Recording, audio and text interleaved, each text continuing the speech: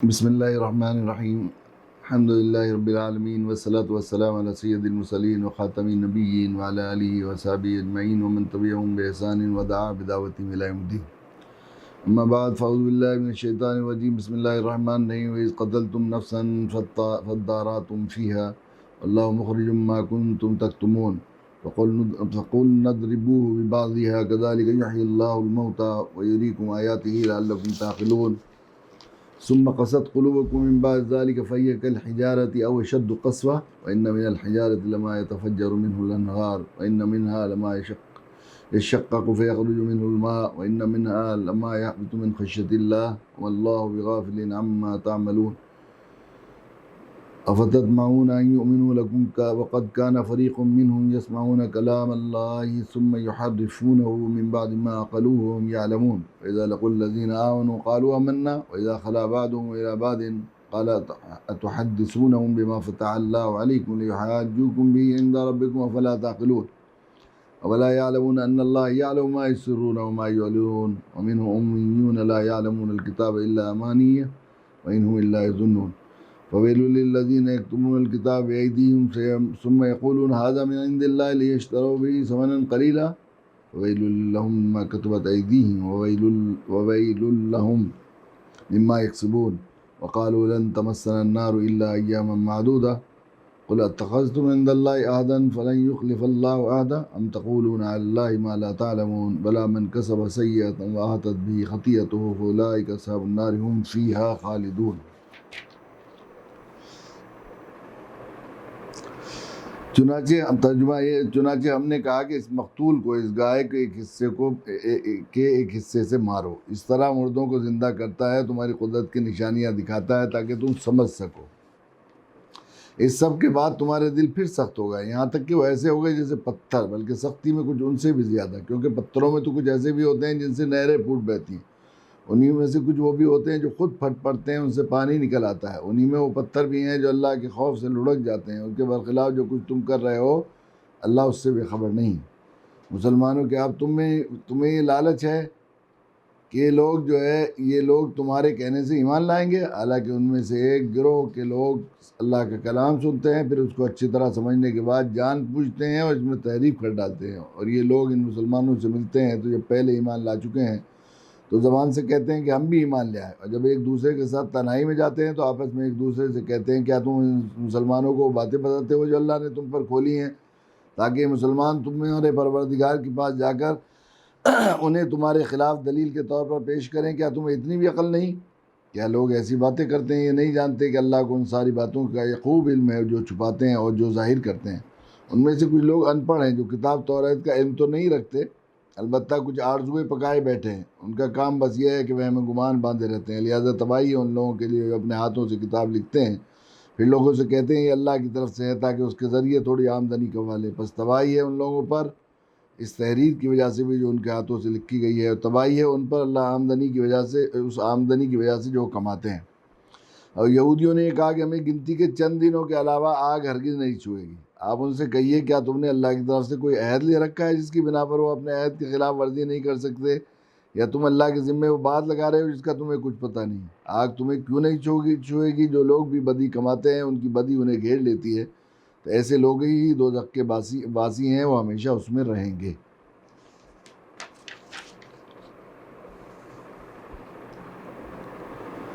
آگے اس واقعے کا ذکر ہوا ہے کہ وراثت کے مسئلے پر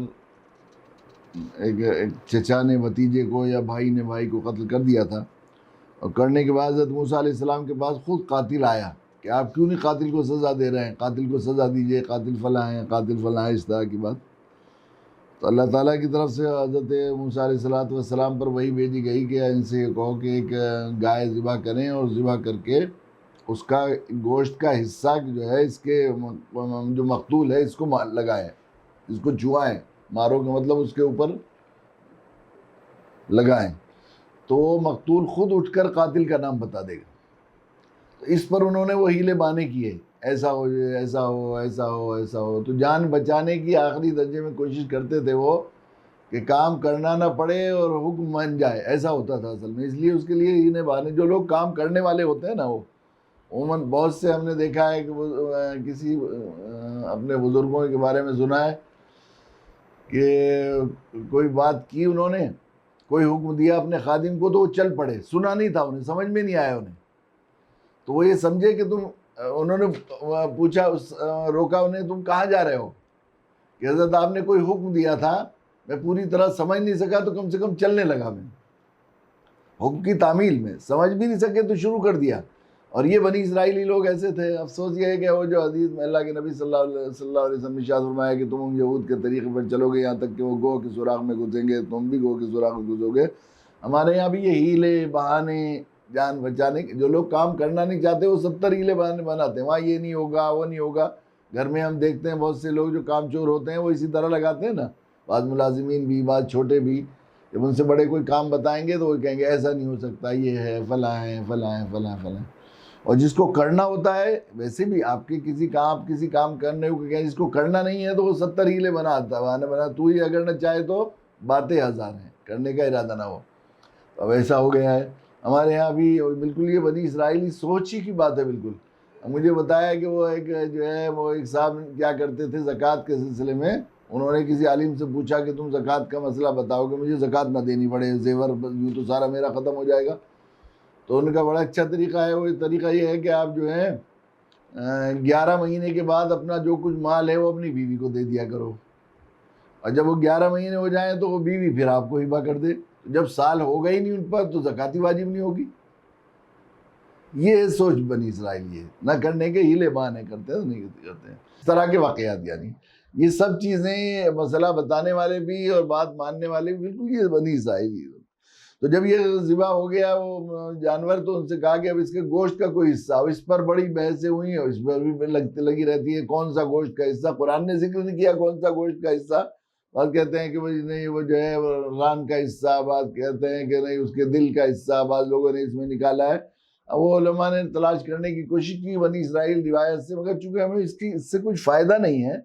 ہمیں تو عملی زندگی میں قرآن چاہیے کہ بھئی ہمیں رہنمائی کیا ہو سکتی ہے. اس میں ایک بات ہو گئی کہ اللہ تعالیٰ نے ان کو جو ہے ان کی کج فہمی کی وجہ سے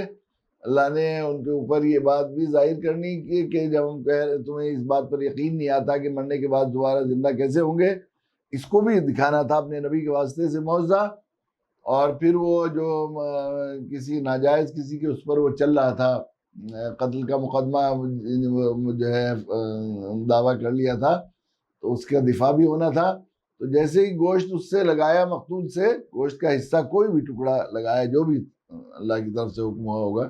تو وہ مقتول اٹھ گیا اور اس نے فوراً اس کو جو ہے اپنے قاتل کے بارے میں بتا دیا کہ اس نے مجھے قتل کیا.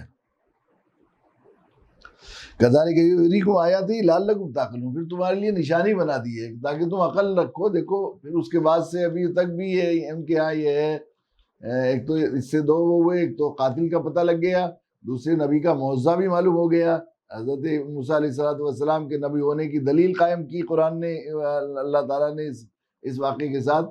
اور تیسرا یہ بھی کیا کہ اس سے مردوں کے زندہ ہونے کا یقین ان کے دلوں میں پیدا ہو جائے. یہ بھی وہ ہوا، طے ہوا. تو اس کے بعد سے بنی اسرائیل کے اندر یہ چیز ہے، یہ چلا آ رہا ہے قانون کہ جب کوئی قتل کر دیا جاتا ہے تو مقتول گائے کر کے ذبح کر کے اور ہاتھ دھوتے ہیں اس کے مقتول کے اوپر اس کو. تو ان کا عقیدہ یہ ہے کہ صحیح قاتل کا پتہ لگ ہی جاتا ہے. ہو سکتا ہے کہ اللہ کے نبی صلی اللہ علیہ وسلم کی شریعت کے آنے کے سے پہلے آپ پر ایمان لانے جو ہے نبوت ملنے سے پہلے اس طرح کی چیز باقی رہی ہو، ان کے یہاں یہ بات رہی ہو. چونکہ اب تو اللہ کے نبی صلی اللہ علیہ وسلم کی شریعت ہے اور آپ ہی کو مانے بغیر کام نہیں چلے گا، اس لیے اب وہ سلسلہ ختم ہو گیا ہے. لیکن ابھی تک بھی ہے یہودیوں میں یہی، جب کوئی قتل کر دیتا ہے تو ایک گائے ذبح کر کے اس مقتول پہ ہاتھ دھوتے ہیں. تو اتنی ساری چیزیں دیکھنے کے بعد پھر اللہ فرمائے ثم قست قلوبکم من بعد ذلک، ایسی صاف صاف چیزیں دل کو نرم کرنے والی اور اتنی کھلی اللہ کی نشانیاں، حضرت موسیٰ علیہ السلام کے کھلے معجزے، ان دعوت کی وجہ سے ان پر فتوحات، اور تمہارے اوپر سے کتنی مشکلوں کو نکالا اللہ تعالیٰ نے، کتنے عذاب اور کتنی مصیبتوں سے تمہیں نجات دی. تمہاری غلطیوں پر کیسے کیسے سزا دے کے پھر توبہ کی، لیکن اس کے بعد بھی تمہارے دل بالکل سخت ہو گئے، فَهِيَ كَالْحِجَارَةِ، بالکل پتھر جیسا ہو، أَوْ أَشَدُّ قَسْوَةً، اس سے بھی زیادہ سخت۔ پتھروں کے بارے میں تو وَإِنَّ مِنَ الْحِجَارَةِ لَمَا يَتَفَجَّرُ مِنْهُ الْأَنْهَارُ، بہت سے پتھر ایسے ہیں جن میں نہریں ساری پہاڑوں میں سے نکل رہی ہیں، تو گویا وہ رو رہے بلا شبہ۔ اور وَإِنَّ مِنْهَا لَمَا يَشَّقَّقُ فَيَخْرُجُ مِنْهُ الْمَاءُ، بہت سے ایسے ہیں کہ جو پھٹ جاتے ہیں، ان میں سے چشمے نکل جاتے ہیں، ایسا ہوتا ہے بہت ہی فرشتوں میں سے یہ جو ہے۔ اور یقیناً یہ وَإِنَّ مِنْهَا لَمَا يَهْبِطُ مِنْ خَشْيَةِ اللَّهِ، اور بہت سے ایسے ہیں جو اللہ کے خوف سے گر جاتے ہیں، بہت سے پہاڑوں میں سے اچانک ایسا ہوتا ہے کہ وہ پاسی گر جاتی ہے اور وہ اوپر سے گر جاتے ہیں۔ وَاللَّهُ بِغَافِلٍ عَمَّا تَعْمَلُونَ، اللہ تعالیٰ تمہارے عمل سے غافل نہیں۔ یہ پہاڑوں میں اصل میں یوں تو جمادات نباتات سبھی میں اللہ تعالیٰ نے حص رکھی ہے۔ وَإِن مِّن شَيْءٍ إِلَّا يُسَبِّحُ بِحَمْدِهِ وَلَٰكِن لَّا تَفْقَهُونَ تَسْبِيحَهُ، كُلٌّ عَلِمَ قَدْرَ الصَّلَاةِ وَالتَّسْبِيحَ، ہر ایک جانتا ہے اپنی صلاۃ نماز پڑھنے کا طریقہ، اور ہر جانتا ہے اپنی تسبیح کو۔ يُسَبِّحُ لَهُ مَا فِي السَّمَاوَاتِ وَمَا فِي الْأَرْضِ، قرآن نے جگہ جگہ ذکر کیا، ہر چیز اللہ کا ذکر کرتی ہے۔ اور اب تو نئی تحقیقات نے بھی یہ بتا دیا ہے کہ پتھر بھی سانس لیتے ہیں، پہاڑ بھی یہ بھی سانس لیتے ہیں، اور اس کی وجہ سے وہ جو ہے ایک خاص وہ نکلتی ہے، ان سے گیس نکلتی ہے، اور وہ اس سے جذب بھی کرتے ہیں دوسری گیس کو۔ تو ان کے دل پتھروں سے بھی سخت ہو گئے۔ پتھر پر تو لو انزلنا هذا القرآن على جبل لرأيته خاشعا متصدعا من خشية الله، اگر اس قرآن کو، عظمت والے قرآن کو پہاڑوں پر نازل کرتے ہم تو وہ خشیت سے ریزے ریزے ہو جاتے، لیکن تمہیں ایسا بڑا کلام ہم دے رہے ہیں، اس طرح باتیں ساری کھلی کھلی نشانیاں ساری بتا رہے ہیں تمہیں جو باتیں تمہیں پہلے سے تم سمجھتے تھے کہ ہمارے علاوہ کسی کی بات نہیں ہے، وہ سارے راز کھول رہے ہیں، اور تمہارے سامنے ایسا کچھ کر رہے ہیں، لیکن اس کے باوجود بھی تمہارے دل پسیجتے نہیں، تم تو پتھروں سے بھی زیادہ سخت ہو گئے دل۔ پھر فرماتے ہیں افتطمعون ان یؤمن لکم وقد كان فريق منهم يسمعون كلام الله ثم يحرفونه من بعد ما عقلوه وهم يعلمون۔ اللہ کے نبی صلی اللہ علیہ وسلم کو ان لوگوں کے ایمان کے آنے کی آخری درجے میں حرص تھی، اور آپ یہ چاہتے تھے کس طرح یہ ایمان لائیں، اس کے لیے ہر جتن کرنے کو تیار رہتے تھے، اور آپ بالکل ہر وقت غمگین رہتے تھے، بالکل اس میں آپ کے اوپر صحابہ فرماتے ہیں کہ ہم جناب رسول اللہ صلی اللہ علیہ وسلم کے چہرہ انور کو دیکھتے ہیں، اور آپ ہماری دل جوئی کے لیے کبھی ہلکا پھلکا مسکرا بھی دیتے تھے، اور آپ یوں تو تبسم کے ساتھ ہی آپ کی عادت شریف آتی کہ ہر ایک سے ملاقات کرتے اور سلام کا جواب دیتے تبسم فرما کر، لیکن ہم میں سے ہر ایک یہ سمجھ لیتا تھا کہ آپ کا ظاہر ہنس رہا ہے، آپ کے دل پر ایک غم بیٹھا ہوا ہے جو آپ کو خوش نہیں ہونے دے رہا اندر سے۔ وہ غم کیا تھا؟ کیسے یہ لوگ دوزخ کی آگ سے بچے۔ ان تحرص علی اذاہم فإن اللہ، اگر آپ اس بات کی حرص رکھتے ہیں کہ فإن اللہ لا یہدی من یضل، اللہ تعالیٰ ان کو کہیں یہ فرماتے تھے، کہیں فرماتے تھے فذکر انما انت مذکر لست علیہم بمسیطر، آپ کو دروغہ تھوڑا ہی ہیں، اور آپ ان علیک الا البلاغ، آپ کے ذمہ تو بس پہنچا دینا ہے۔ لعلک باخع نفسک الا یکونوا مؤمنین، اے نبی اپنی جان کو ہلاک کر دیں گے یہ لوگ ایمان لے آئے۔ جگہ جگہ فلا تذهب نفسک علیہم حسرات، ان پر حسرت کرتے کرتے اپنی جان مت کھو دیجئے۔ تو وہ جو اس زمانے کے صحابہ تھے وہ تو اللہ کے نبی کے غم میں جو ہے جیتے تھے، اور آپ کے ساتھ سانس دھڑکنیں ان کی اللہ کے نبی کی دھڑکنوں کے ساتھ دھڑکتی تھی، ایسی محبت کرنے والی اور ایسی جانثار جماعت تھی۔ تو جس طرح اللہ کے نبی صلی اللہ علیہ وسلم دنیا انسانیت کی ہدایت کے لیے تڑپتے بلکتے تھے، اس طرح یہ اہل ایمان صحابہ بھی یہی سمجھتے تھے، تو یہ اس کی امید رکھتے تھے کہ لوگ ایمان لے آئے کسی طرح۔ تو قرآن کہتا ہے وَقَدْ كَانَ فَرِيقٌ مِّنْهُمْ يَسْمَعُونَ كَلَامَ اللَّهِ، ان میں سے بہت سے لوگ ہیں جو یہ کلام سنتے ہیں، ثُمَّ يُحَرِّفُونَهُ، بجائے اس کو ماننے کے، مِن بَعْدِ مَا عَقَلُوهُ وَهُمْ يَعْلَمُونَ، جان بوجھ کر اس کو سمجھ کر کہ یہ آسمانی کلام ہے، اس لیے کہ جو چیزیں انہوں نے کھولی ہیں، جو ظاہر کی ہیں، وہ عام سے ہو نہیں سکتی، ایسے تو ہو نہیں سکتا، اسے خوب جانتے تھے وہ، لیکن اس کے باوجود وہ کرتے ہیں، تو پھر یہ لوگ کیسے ایمان لے آئیں گے؟ یہ ایسے کج فہم ہیں اور ایسے دوغلے ہیں، ایسے دبئی کا کتا دھر کے گھاٹ کے ویزا لق الذین آمنوا قالوا آمنا، جب ایمان والوں کے پاس جاتے ہیں تو کہتے ہیں کہ صاحب یہ ہم تو ایمان لائے، ویزا خلا بعضهم الی بعض، اور جب یہ اپنوں کے پاس جاتے ہیں بعض کے تو یہ کیا کہتے ہیں؟ قال اتحدثون بما فتح اللہ علیکم لحاجکم به عند ربکم،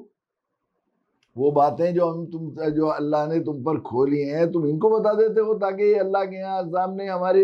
یہ چیزیں دلیل بنائیں۔ وہ یہ سمجھتے تھے کہ یہ ایسی باریک باتیں، اندر کی باتیں جنہیں ہم نے عام لوگوں کو بھی نہیں بتائی، عموماً یہ رہا ہے۔ قرآن نے کہا ان من الاحبار والرہبان لیاکلون اموال الناس بالباطل۔ احبار اور رہبان یہود و نصارہ کے جو وہ تھے قائدین مقتدی حضرات جو تھے، وہ آج بھی ان کے ہاں یہی ہے، رہبان کے عیسائیوں کے ہاں، اپنے لوگوں کے ہاں یہودیوں کو اسی طرح اب بھی وہ اپنا بالکل بیوقوف بناتے ہیں، بھولے بھالے سیدھے سادے لوگوں کو، اور طرح طرح کی چیزیں ان کے یہاں، خاص طور جھاڑ پھونک وغیرہ اور جادو، اس کا آج بھی بہت زیادہ رواج ہے۔ عیسائیوں کے یہاں بھی بہت زیادہ رواج ہے، اور یہودیوں کے یہاں تو اس سے زیادہ رواج ہے، اور اس کے سلسلے میں وہ مذہب کا نام لے کر اور دین کا نام لے کر طرح طرح کی چیزیں وہ لوگوں کو بتاتے رہتے ہیں۔ تو وہ کیا کہتے ہیں کہ ہر چیز نہیں بتاؤ ان کو، نہیں تو یہ عام لوگ ہماری غلامی سے کیسے، ہماری خدمت کیسے کریں گے، یہ ہوتا بڑے لوگوں کو۔ تو ہمارے یہاں بھی رہا یہودیوں، دیکھیے شاہ ولی اللہ رحمۃ اللہ علیہ نے جب قرآن مجید کا تفسیر وہ ترجمہ کیا فارسی میں، تو پورے علماء شاہ ولی اللہ کے دشمن ہو گئے تھے، اور انہیں یہ تھا کہ اب عوام ہمیں کیا پوچھیں گے جب قرآن خود ہی سمجھنے لگیں گے اپنی زبان میں۔ تو اس لیے یہ بھی خاص چیزیں خاص لوگوں کو بتاتے تھے یہودی۔ آج بھی صورتحال یہ ہے، ہمارے کرم فرما دوست تھے بڑے، جنید جمشید شہید اللہ کے راستے میں شہید ہوئے، وہ ایک دفعہ میں نے مدینہ منورہ میں کچھ دوستوں نے، چونکہ بڑے مشہور آدمی تھے اور لوگ ان سے بڑی محبت کرتے تھے، پرانے زمانے میں وہ بڑا ایوارڈ ملا تھا انہیں گانے کا، دنیا کا مانا ہوا سب سے بڑا۔ تو وہ مدینہ آتے تھے مکہ میں، تو بہت وقت ساتھ میں گزارتے تھے بیچارے، کبھی دعوت بھی کرتے تھے، ہم چلے جاتے تھے کبھی اس طرح میں، وہاں جا کر کھانا وانا کھایا کرتے تھے۔ تو کچھ خواتین تھیں بھوپال کی اور حیدرآباد کی، ان کا بہت اصرار ہوا کہ ہمارے یہاں ایک اجتماع میں ہم چاہتے ہیں جنید بھائی کو بلائیں، تو جنید بھائی کو بلایا انہوں نے۔ تو بڑا دلچسپ انہوں نے ایک لطیفہ بتایا، ہم جو سمجھتے ہیں نا کہ اللہ کے علاوہ کوئی اور ذات محبت کے لائق نہیں، سچی بات یہ ہے، یہ سب لوگ دنیا دھوکے کی ہے سب۔ جن مکانوں میں ہم رہ رہے ہیں تو کوئی اور رہتا تھا، یہ دنیا تو فانی ہے، عمل حیات دنیا اللہ متاع الغرور۔ جن مکانوں میں ہم رہ رہے ہیں ان میں کوئی اور رہتا تھا پہلے، اور اب یہ لوگ انتظار کیے ہوئے ہیں، جیسے سرائے میں انتظار کرتے ہیں نا لوگ کہ بھئی ذرا روم خالی ہو جائے، مسافر ذرا جلدی سے چلے جائیں، اس طرح ان بیڈوں پر ہم کیسے قبضہ کریں، ہم مکانوں پر کتنا قبضہ کریں۔ ہمیں لگ رہا ہے سامنے کی بہت محبت ہوتی ہے، لیکن جیسے آدمی کی آنکھ بند ہوئی، رفتہ رفتہ رفتہ رفتہ سب چیزیں بھول جاتے ہیں، اور وہ ہونے لگتا ہے، اور یہ ہوتا ہے۔ اور آج کل تو اور بھی زیادہ ہے، وہ محبتوں اور وہ جو مروتوں کا سلسلہ بہت ہی کم ہو گیا ہے۔ ہم نے دیکھا ہے کہ عزیزوں، رشتہ داروں، اب یہ کرونا ہی کے سلسلے میں بہت سے واقعات ایسے مل رہے ہیں کہ اپنے عزیزوں کی میتوں کو لوگ کریا کرم کرنے میں بھی، خصوصاً ہندوؤں میں تو بہت زیادہ ہو رہا ہے، لیکن مسلمانوں میں بھی ایسا ہو رہا ہے کہ تدفین کرنے اور نہلانا، غسل کرنے کا موقع بھی نہیں مل رہا، لیکن جہاں ہے بھی موقع وہاں لوگ کرتے ہوئے ذرا وہ کر رہے ہیں۔ اس سے معلوم ہوتا ہے کہ ہم کتنی، جن کی محبتوں میں ہم سمجھ رہے ہیں کہ یہ ہمارے بچے یوں ہو جائیں گے یوں ہو جائیں گے، کچھ نہیں ہوگا۔ اس لیے آدمی کو بڑا، اللہ کے نبی صلی اللہ علیہ وسلم نے ارشاد فرمایا ہے کہ وہ زیادہ کون احمق ہوگا جو دوسرے کی دنیا کے لیے اپنی آخرت تباہ کرتا ہے، یعنی مال حرام کما کر اپنے بچوں کے لیے جمع کرے، اپنے خاندان والوں کے لیے جمع کر کے اپنی آخرت تباہ کر رہا ہے دوسرے ان لوگوں کے لیے جن کا حال یہ ہے کہ وہ جو ہے ذرا سی بیماری میں، اور ایسی بیماری میں جس کے خیال ہے کہ بیماری لگ جائے گی، وہ تدفین اور نہلانے کو تیار نہیں، تو ان سے کیا محبت کرنی ہے، صورت حال ہے۔ تو وہ انہوں نے واقعہ سنایا کہ وہ ایک عیسائی پادری کسی عیسائیوں کے محلے میں پہنچا، بڑا دلچسپ لطیفہ تھا، مجھے یاد آیا، بہت ہی رہا۔ اس سے اندازہ ہوتا ہے کہ ہماری دنیا سے ہمارا تعلق، اور جن لوگوں کے لیے ہم مر رہے ہیں، یہ یقیناً اس لائق نہیں ہے کہ ان سے دل لگایا ہے۔ دل تو صرف اللہ کی ذات ہے جس سے لگایا جائے، وہ ہمیشہ، نہ وہ کبھی دھوکہ دیتے ہیں، وہ ایسے اللہ پیارے اللہ ہیں، نہ کبھی وہ چھٹنے والے ہیں۔ دنیا والے اگر باوفا بھی ہوں تو ایک نہ ایک دن چھٹ جائیں گے، یا ان کی موت سے یا آپ کی موت سے چھٹنا ہی ہے۔ اکثر تو بے وفائی ہوتے ہیں، باوفا بھی ہوں تو وہ بھی چھٹ جائیں گے، لیکن وہ اللہ کی محبت ہمیشہ پائیدار ہے، اس میں چین ہے، سکون ہے، جتنا بڑھے گی اتنا ہی زیادہ جو ہے لذت اور مزہ بڑھتا چلا جائے گا، اور دنیا اور آخرت کی فلاح اس میں ہے۔ تو وہ بتانے لگے کہ وہ ایک عیسائی آیا اور آ کر یہ کہا کہ میں مردوں کو زندہ کروں گا آج آپ کے قبرستان میں، جس کو ضرورت پیش آئے وہ 1000 روپے دے اور اپنے مردوں کو زندہ کر لے۔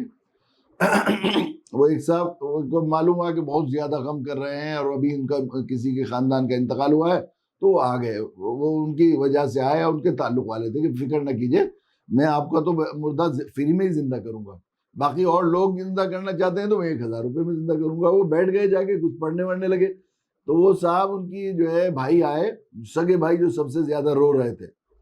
اور انہوں نے آ کر کہا کہ وہ ایسا ہے، دیکھیے بھائی میرے بہت ہی اچھے تھے، بہت ہی پیارے تھے، اور یہ تھا وہ تھا، لیکن انہوں نے ایسا کیا کہ وہ اصل میں بہت ہی،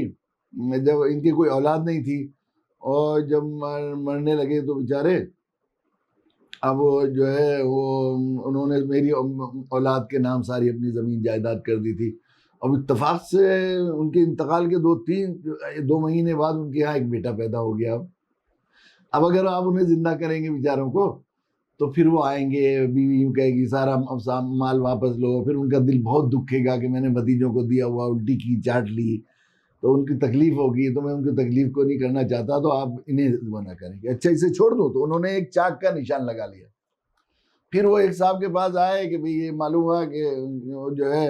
1000 نہیں، یہ ہوا کہ زندہ نہیں، فری میں زندہ کروں گا، میں یہ کہا تھا انہوں نے سب کو فری میں زندہ کروں گا، آج میں ایک ایک کو زندہ کروں گا، ایک ایک کی قبر پہ بیٹھتا جاؤں گا۔ تو پہلے جو سب سے جن کی وجہ سے آئے تھے انہوں نے معذرت کی، تو انہوں نے کہا کہ اچھا ان کو چھوڑ دیتا ہوں، تو قبر پر چاک کا نشان لگا دیا۔ پھر ایک صاحب کی سنا، قریبی زمانے میں تھے، بیوی بہت یاد کرتی تھی ان کو، تڑپتی تھی اور یہ کرتی تھی، بڑی آپس میں محبت تھی، ان کے پاس پہنچ گئے، وہ بیٹھنے لگے، تو بیوی کو معلوم ہوا کہ ہمارے شوہر کو زندہ کرنے آئے، وہ آئے کہنے لگے میرے شوہر بہت ہی اچھے تھے اور اتنے پیارے تھے اور یہ تھا اور وہ تھا،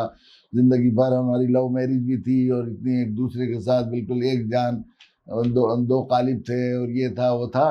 اب وہ ان کا انتقال ہو گیا تو وہ بیچارے بہت ہی پریشان تھے کہ تم کسی اور کی بغل میں جاؤ گی اور وہ کرو گی، میں نے منع کر دیا تھا، لیکن اب میں اکیلی تنہا، کھانے کو کچھ نہیں تھا، یہ نہیں تھا وہ نہیں تھا، تو مجھے بہت اچھے شریف آدمی مل گئے، تو مجھے خیال ہوا کہ میں نے ان سے شادی کر لی۔ اب اگر آپ انہیں زندہ کریں گے تو وہ بیچارے کتنا ان کو دل دکھ دکھے گا، آپ ان کو معاف کر دیجئے اور یہ لیجئے 1000 روپے، 1000 روپے دے دیے، اور وہ ایک بوری لے کر آئے تھے، وہ اس میں رکھنا شروع کیا انہوں نے نوٹ، پہلے ہی انہیں اندازہ تھا کہ، تو پھر وہ جو ہے ان پر چاک کا نشان لگا لیا۔ پھر ایک اور آئے، انہوں نے کہا کہ یہ جو ہے بھائی تھے، بہنیں تھیں، اس کی بہن تھی، ان کا انتقال ہوا تھا، بڑی محبت کرتی تھی بہنیں، وہ آ گئی دونوں تینوں بہنیں نے، یہ بہت اچھی بہن تھی ہماری اور یہ تھی اور فلاں تھی اور فلاں تھی فلاں تھی، لیکن ان کی جائیداد کو ہم نے بانٹ لیا تھا مرنے کے بعد، اب یہ زندہ ہوں گی تو پتہ نہیں کوئی ان کی ایک بیٹی ہیں وہ واپس آ گئی ہیں جو کھو گئی تھی، وہ مانگیں گی، یہ ہوں گی، تو آپ ان کو زندہ نہ کریں، 1000 روپے لیں۔ ہر جس کے قبر پر جا کر بیٹھتے اس کے وارث آتے اور کہتے ان کو زندہ نہ کیجیے ورنہ مشکل میں پڑ جائے، تو صبح تک پورے قبرستان میں چاک کا نشان بن گیا، ان کی بوری بھر گئی نوٹوں سے۔ یہ آج بھی کرتے ہیں یہ لوگ، اور ہمارے یہاں بھی کرتے ہیں علماء، بالکل اسی طریقے سے بہکاتے ہیں، اور اسی طریقے سے مسئلہ بتانے والے بھی، اور جناب بہت سے جو ہے وہ جھاڑ پھونک کرنے والے بھی، اور بعض جھوٹے پیر بھی ہیں، ایسے بہت کھاؤ پیر ایسے لوگ ہیں جیسے جو الو بناتے ہیں، تو یہی وہ کرتے تھے۔ تو وہ جو ہے یہ یوں کہتے تھے کہ دیکھو تم ساری باتیں بتا دیتے ہو، ہم نے کہا تھا تم سے ہر ایک کو بتانے کی نہیں ہے، افلا تمہیں عقل نہیں ہے، بالکل کم عقلے ہو، افلا یعلمون ان اللہ یعلم ما یسرون وما یعلنون، کیا ان کو یہ معلوم نہیں کہ وہ اللہ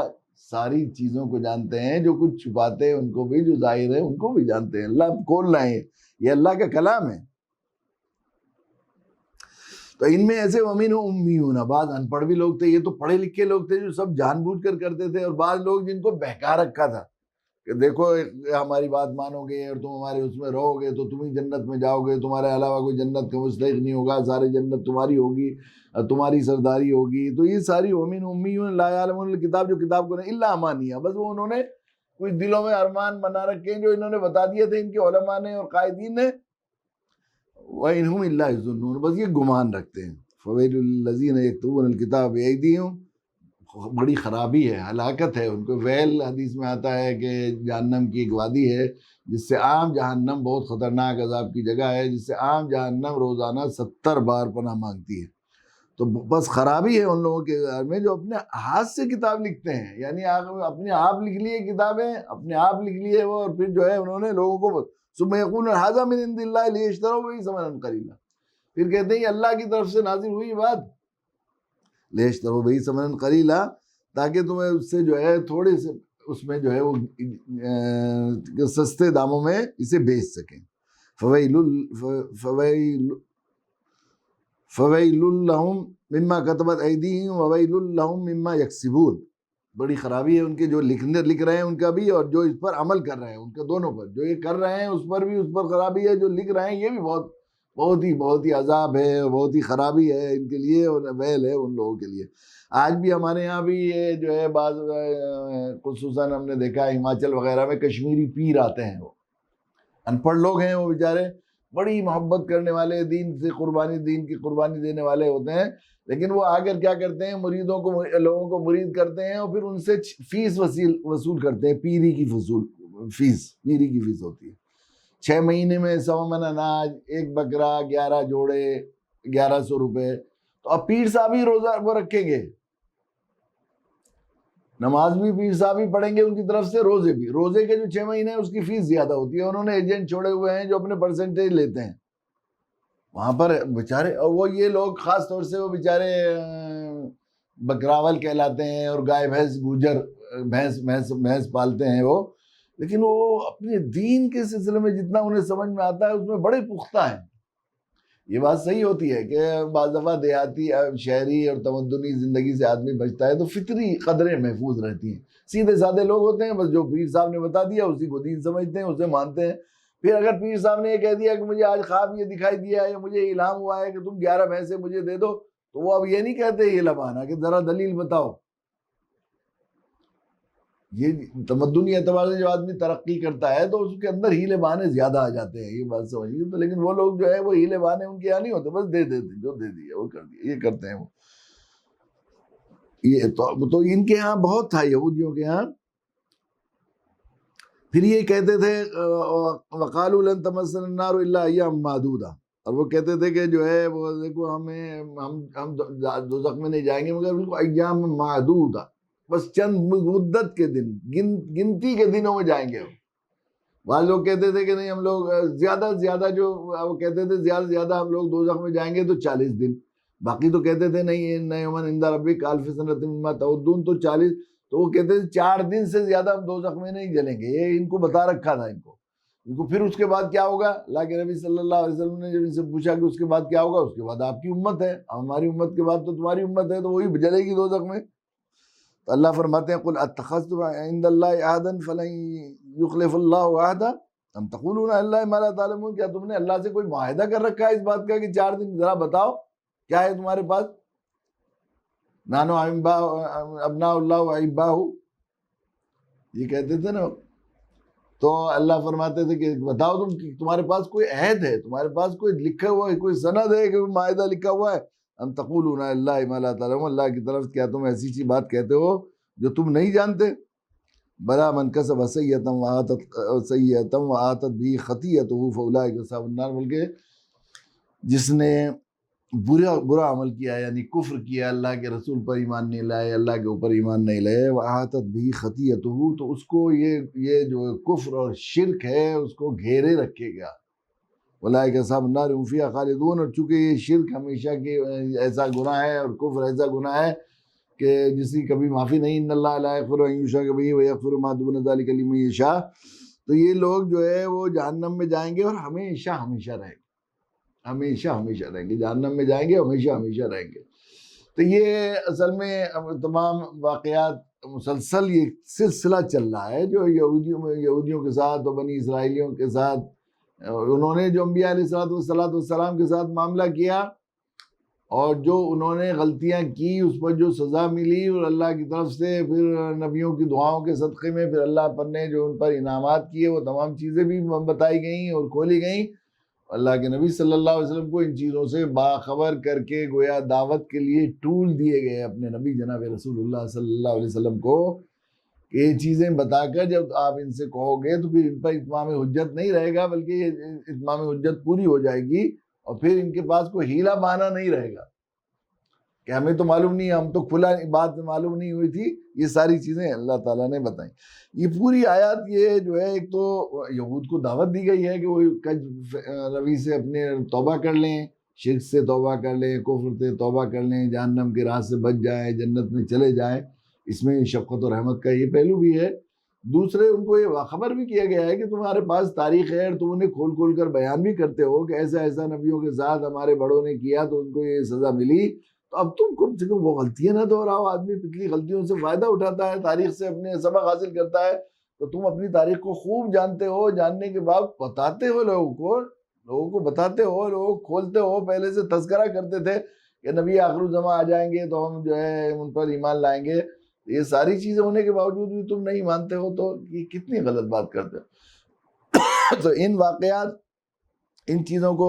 قرآن نے بھی اس میں پہلے سورہ بقرہ میں بھی یہ بات کہی ہے کہ دلوں کی حیثیت زمینوں کی ہوتی ہے، اور زمینوں کے الگ الگ حیثیت ہوتی ہے۔ بعض زمین ایسی ہیں ان پر بارش برستی ہے اور بہہ جاتی ہے، ایسی کچھ بھی نہیں ہوتا، اور بعض زمین ایسی ہوتی ہے کہ ان میں زمین میں جذب ہو جاتا ہے اور وہ فوراً ہری بھری ہو جاتی ہیں۔ ایسی دلوں کی بھی کیفیت ہے کہ بعض لوگوں کے دل اللہ تعالیٰ نے ایسے بنائے ہیں کہ وہ بات سنتے ہیں تو ایک دم ان کے دل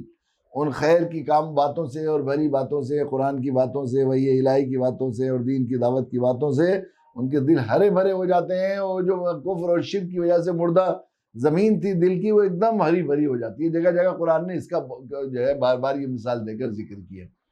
تو ان یہودیوں میں سے بھی بعض تھے ایسے لوگ، نصارہ میں سے بھی بعض لوگ تھے جو ایمان لائے اور آخری درجے کے جو ہے اعلیٰ درجے کے بڑے درجے کے صحابہ میں سے بنے، یقیناً ایسے لوگ تھے۔ لیکن جو لوگ ان کی طبیعتوں میں کجی تھی وہ اسے جو ہے اس کو تعریف کرتے رہے، اور اس کے اندر معنی نکالتے رہے، ہیلے بہانے کرتے رہے، یہ ہوتا رہا۔ تو ساتھ ساتھ اس میں امت محمدیہ کو ایک تو نصیحت بھی کی گئی ہے کہ دیکھو پچھلی قوموں کے ساتھ جو معاملہ ہوا ہے، اللہ کا قانون ہے وَلَن تَجِدَ لِسُنَّتِ اللَّهِ تَبْدِيلًا وَلَن تَجِدَ لِسُنَّتِ اللَّهِ تَحْوِيلًا۔ یہ بات نہیں ہے کہ امت محمدیہ سید الاولین و سید النبیین کی اور تمام نبیوں کے سردار کی امت ہے، تو وہ غلطی کرے گی، گناہ کرے گی تو اس کے ساتھ کوئی سزا کا معاملہ نہیں ہوگا، ایسا نہیں ہوگا۔ بلکہ اگر تم بھی وہ یہود کے طریقے کی پر چلو گے اور وہ غلطیاں کرو گے تو تمہیں بھی وہی سزا بھگتنی پڑے گی۔ اور سب سے زیادہ اپنے نبی جناب رسول اللہ صلی اللہ علیہ وسلم کی تالیف قلب بھی ہے، اور دعوت کے سلسلے میں کیسے قومیں پہلے بھی جب یہ مان نہیں رہے ہیں، اور یہ ماننے کے بعد کچھ لوگ مرتد ہو جا رہے ہیں، کبھی کبھی ایسا بھی ہوا کوئی لوگ مرتد ہو گئے، یا منافق جو اب یہ چونکہ یہ مدینہ میں یہ آیت بنی اسرائیل کی یہ سورہ بقرہ جو ہے وہ مدینہ منورہ میں نازل ہوئی، اور مدینہ منورہ میں ایک منافقوں کی جماعت تھی جو اللہ کے نبی کے سامنے اپنے آپ کو مسلمان ظاہر کرتی تھی اور پیچھے جا کر ان سے کہتی تھی ہم تو مذاق کر رہے ہیں۔ تو اس جماعت سے اللہ کے نبی کا دل بہت زیادہ دکھتا تھا، اس کے مقابلے میں جو کھلی گناہ نافرمانی کر رہے ہیں تو آدمی کو اس سے تکلیف نہیں ہوتی، اس سے وہ اتنے خطرے کی بات بھی نہیں، اتنا نقصان کی بات بھی نہیں ہوتی آدمی کی تحریک کے لیے، اس کے لیے بھی۔ لیکن یہ لوگ آ کر آخری درجے میں اللہ کے نبی کے صلی اللہ علیہ وسلم کے ساتھ تو محبت کا اور ایمان کا معاملہ کرتے تھے، اور پیچھے جا کر وہ کرتے تھے۔ تو اللہ کے نبی کی دلجوئی کے لیے بتایا گیا کہ اے نبی آپ ہی کے لیے یہ بات نہیں، اس سے پہلے موسیٰ علیہ السلام یہ سب چیزیں بھگت چکے ہیں، ایسا سب کے ساتھ ہوتا ہے، اس لیے آپ ہمت نہ ہاریں، نتیجتاً حق کی فتح ہوگی اور ہوتی رہی ہے، اور پہلے بھی ہوتی رہی ہے۔ ہم سب ان کو جو آپ کے خلاف چاہے وہ ظاہر میں وہ کرنے والے ہوں، آپ ہمارے دائی ہیں، آپ ہمارے رسول ہیں، آپ ہماری شان ہیں، آپ ہمارے خلاف، آپ کے خلاف چاہے ظاہری طور پر یا چھپ کر آپ کا وہ کرنے والے لوگ ہیں، ہم ان کی خبر لینے والے ہیں جس طرح پہلے سے خبر لے چکے ہیں۔ ان تمام واقعات میں پھر یہ بھی ہے، یہ بھی ہمیں دعوت کا کام کرنے والوں کے لیے سب سے اہم سبق جو مین مضمون ہے اس پوری کہانی کا اور قصوں کا، وہ یہ ہے کہ یہ سارے واقعات جو کچھ بھی ہے انبیاء نبیوں کے سامنے وہ ساری چیزوں کا کھل جانا، اور یہ مثلا یہ کہ قاتل کا پتہ لگ جانے کے لیے اللہ کی طرف سے یہ بات ہو گئی، یہ جب بھی ہوئی کہ جب ایک رسول ان میں موجود ہے، دعوت کا کام کرنے والا موجود ہے تو اللہ کی طرف سے، اور بہت سی غلطیاں ہو جانے کے باوجود بھی جو ہے منہ سلویٰ کا نازل ہونا، اور سر کے اوپر وہ جو ہے اتنی سخت گرمی میں 40 سال تک وہ جو ہے بدلی کا سایہ افغان رہنا، اتنی بڑی غلطی کرنے کے باوجود پھر تو پہاڑ کاٹ جانا، یہ ساری چیزیں جو ہوئیں، اور پھر جو ہے فرعون جیسی سخت ترین جو ہے اس کی آزمائش سے اللہ تعالیٰ کو بچا کر ان کو جو ہے دریا میں غرق کر کے نجات دے دینا، یہ سب اس وجہ سے ہوا کہ حضرت موسیٰ علیہ السلام اللہ کے دین کی دعوت دے رہے تھے، اور دائی کے ساتھ اللہ کی خاص نصرت، خاص رحمت اور اس کی زبان سے نکلی ہوئی دعائیں اور اس کی ضروریات کو پورا کیا جاتا ہے. جو ضد کرتا ہے، حضرت موسیٰ علیہ السلام جو ضد کرتے تھے، باوجود یہ کہ اللہ تعالیٰ کو کے غصے کو اتنا بھڑکا رہے تھے بنی اسرائیلی، لیکن حضرت موسیٰ علیہ السلام جیسے تو ان کی طرف سے توبہ کی درخواست کرتے تو توبہ قبول ہو جاتی، جیسے کوئی اور دعا کرتے فوراً دعا قبول ہو جاتی. ان پر جو ہے منہ سلویٰ کے نازل ہونے کا حکم، وہ قرآن ہمیں ایک کتاب دے دیجیے تو کتاب دے دی جاتی. یا اللہ یہ جو ہے اپنا کام، جو یہ بھی میں عرض کیا کرتا ہوں، جو سرکار اپنے غلاموں کو کسی کام کے لیے لگایا کرتی ہے تو اس کو تمام ضروریات خود دیا کرتی ہے، وسائل خود دیا کرتی ہے. یا اللہ یہ مان نہیں رہے، یہ کہہ رہے ہیں ماننا ضروری ہے، یا اللہ یہ کہہ رہے ہیں جب تک یہ خود نہ سن لیں اپنے کانوں سے، جب تک جو ہے یہ ماننے کے نہیں ہے، اللہ آپ سنوا دیجئے. کہا اچھا لے آؤ. یہ کیا ہے؟ سرکار نے اپنے بارندے سے کہا کہ کام کرو، انہوں نے کہا یہ چاہیے ہمیں ضرورت، اپروول کر دیا فوراً. تو وہاں پہنچ گئے، جا کر 70 آدمیوں کو لے کر گئے، سن لیا. تو یہ انہوں نے کہا کہ نہیں، جب اب تک دیکھ نہ لیں ہم، جب تک دیکھ نہ لیں. اچھا ابھی تو یہ کہہ رہے تھے تم، آئندہ کوئی اسی طرح جب آدمی کو بری عادت پڑ جاتی ہے بار بار ہیلے بہانے کی، اس کی ایک شرط پوری کر لی جاتی ہے تو دوسری تیسری چوتھی، تو اس کو روکنا بھی ضروری تھا. تو اس کے لیے اللہ تعالیٰ نے جھٹکا بھیجا، زلزلہ آیا اور ایک کڑک ہوئی، اس کی وجہ سے وہ سب کے سب مر گئے. یا اللہ میں تو مشکل ہو گیا، میں اس قوم میں دعوت کے لیے جانے کے لائق نہیں رہا، تو اللہ آپ ان کو، آپ یہ اتوری کا نام فالصفا منا، ان بیوقوفوں کی وجہ سے آپ مجھے ان کو جو ہے ہمیں ہلاک کر دیں گے، تو میں کس منہ سے جا کر دعوت دوں گا؟ تم لے گئے تھے یہ بات کرنے کے لیے، سرداروں کو سارا وہاں مارا دیا، تم نے پلان بنانے کے تحت کہا تھا اب تمہیں کچھ کہہ ہی نہیں سکتا. اللہ زندہ کر دی، اللہ زندہ کر. مردہ زندہ کرنا اللہ کی عادت شریفہ نہیں اس دنیا میں، لیکن عادت اللہ کے خلاف خرق عادت چیزیں جو ہے اللہ نے مدد کے طور پر موسیٰ علیہ السلام کی دعوت اور نبوت کے لیے مدد کے لیے بھیج، چنانچہ پھر زندہ ہو گئے. یہ سارے انعامات صرف کس وجہ سے ہیں کہ موسیٰ علیہ السلام دعوت کا کام کر رہے تھے، صرف یہ تھا. تو ان باقیات کو ذکر کرنے کا مقصد صرف جو سب سے مین اگر پوائنٹ اگر تلاش کیا جائے عقل کے شعور کے دائرے میں، تو وہ سب سے مین پوائنٹ یہی ہے کہ دعوت کا جو کام، پھر وہ ان مصیبتوں سے، مشقتوں سے، پریشانیوں سے، جو غلطیاں ہو گئی ان کی پاداش سے، صرف دعوت ہی ایک. قرآن نے خود اپنے نبی جناب رسول اللہ صلی اللہ علیہ وسلم کے سے یہ کہلوایا، قُلْ لَن يُجِيرَنِي مِنَ اللَّهِ أَحَدٌ وَلَنْ أَجِدَ مِن دُونِهِ مُلْتَحِدًا إِلَّا بَلَاغًا مِنَ اللَّهِ وَرِسَالَتِهِ. اے نبی جی کہہ دیجئے مجھے اللہ سے بچا نہیں سکتا، وہ میرا جو ذمہ داری ہے، چونکہ میری ذمہ داری دعوت کی ہے، مجھے اسی کے لیے عزت دی ہے، اسی کے لیے نبی بنایا ہے، اسی کے لیے رسول بنایا ہے، تو مجھے اللہ کی پکڑ سے اور اللہ کے عذاب سے اور اللہ کی ناراضگی سے کوئی بچا نہیں سکتا دنیا میں، اور مجھے کہیں ٹھکانہ نہیں مل سکتا. جو ملازم ہے، جو ماتحت ہے، اسے جس ذمہ داری کو دیا گیا ہے اسے کرے گا تبھی جو ہے حاکم کی طرف سے رحمتیں اور حاکم کی طرف سے پروموشن اور اس کی عزت کا فیصلہ ہوگا. اگر وہ نہیں ذمہ داری نہیں وہ کرے گا تو ہرگز اس کے بچنے کا نہیں ہو سکتا. الا بلاغا من اللہ ورسالت، بجائے میں میرے ذمے جو اللہ نے کام کیا ہے تبلیغ رسالت کا اللہ کی طرف سے، اس کے کیے بغیر میرے لیے جان بچنا مشکل ہے. ہمیں بھی اللہ تعالیٰ نے اپنے رسول کا رسول بنا کر خیر امت کا لقب دیا ہے، اور یہ ہماری ذمہ داری، کنتم خیر امت اخرجت للناس تأمرون بالمعروف وتنہون عن المنکر، ہمیں یہ ذمہ داری دے کر بھیجا گیا ہے، یہ دعوت کی ذمہ داری دے کر بھیجا گیا ہے. تو ہمارے بھی جان بھائی، ہم بھی یہ چاہتے ہیں، اگر ہم یہ چاہتے ہیں کہ اللہ کی طرف سے فتوحات کے فیصلے ہوں اور اللہ کی طرف سے ہمارے لیے بھی عجیب و غریب نصرت غیبی کے معاملے ہوں، خرق عادت چیزیں ہمارے لیے بھی ظاہر ہوں، اور اللہ رحمتیں اور خان آسمان سے آ جائیں اور ہماری دعائیں قبول ہوں اور ہمارے جو ہے مدعوؤں پر ہماری دھاک جمے کہ ہم اللہ کے مقبول ہیں، اللہ کے محبوب ہیں، تو ایک طریقہ، صرف واحد طریقہ یہ ہے کہ امت مسلمہ دعوت پر کھڑی ہو جائے. اگر دعوت کی ذمہ داری کو ادا نہیں کرے گی، جو ذمہ داری ادا نہیں کی گئی ہے، اس میں ہیلے بہانے بنائے گی اور اس میں آگے پیچھے کیوں اور کیا لگائے گی، تو پھر بنی اسرائیلی کی طرح یہ بھی سزا کی مستحق ہوگی. یہ واقعات ہیں. آگے جو ہے